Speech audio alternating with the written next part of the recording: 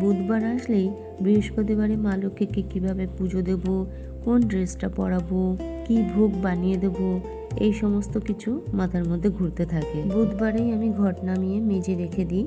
আসনটা শুধু পরিষ্কার করা হয় না, বৃহস্পতিবার দিন আসন পরিষ্কার করা হয়। সকালের কিছুটা কাজ সেরে দুপুরের রান্নাবান্নার জোগাড়টা করে তারপরে স্নান সেরে ঠাকুর ঘরে চলে আসি পুজো করার জন্য।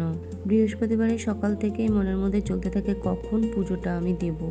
সকাল সকাল যত তাড়াতাড়ি পুজোটা দিতে পারবো তত তাড়াতাড়ি আমার মাথা থেকে চাপটা কমে। পুজো দেওয়া হয়ে গেলে আলাদাই একটা শান্তি লাগে। এবারে বৃহস্পতিবারে মা লক্ষ্মীকে কোনো ভোগ রান্না করে দিইনি, শুকনো ভোগ দেওয়া হয়েছে। ফল ফুল ধুয়ে সুন্দর করে গুছিয়ে রেখে দিলাম।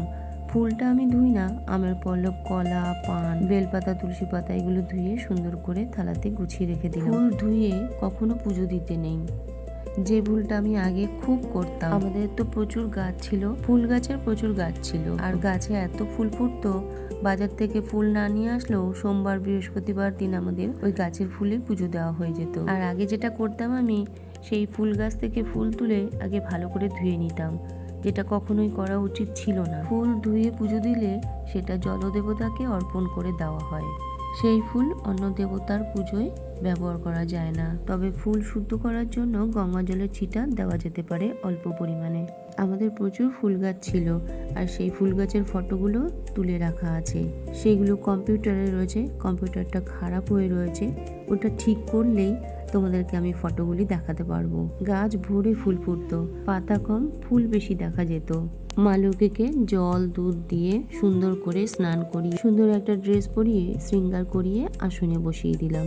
গত বৃহস্পতিবারে বরকে বলেছিলাম ছোট্ট দেখে একটা কাঁঠাল নিয়ে আসবে। ঠাকুরকে কাঁঠাল দিয়ে পুজো দেওয়া হয়নি, তাই ঠাকুরকে গত বৃহস্পতিবারে আম, কাঁঠাল, চাল, কলা, গুড়, সন্দেশ, নারকেল দিয়ে পুজো দিয়েছিলাম। আর গত বৃহস্পতিবারে অম্বুবচী ছিল, তাই আম দুধ দিয়ে তো পুজো দিতেই হতো। এই দেখো ছোট্ট দেখে একটা কাঁঠাল নিয়ে এসছে, আর এই কাঁঠালটা খুব একটা ভালো ছিল না, পেছনের দিকটা কাঁঠাল একটু খারাপ ছিল। তো কাঁঠালের সামনের দিক থেকে বার করে ঠাকুরকে ভোগে দিলাম।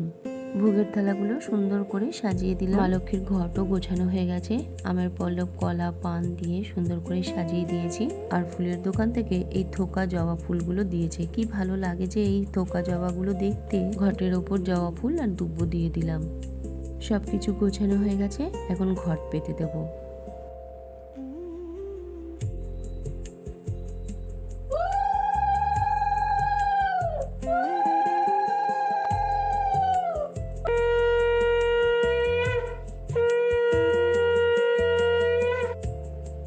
মা লক্ষ্মীর ঘট পেতে প্রদীপ, ধূপ, ধুনো দিয়ে আরতি করে নিলাম। ঠাকুরকে প্রণাম করে পুজো শেষ করলাম।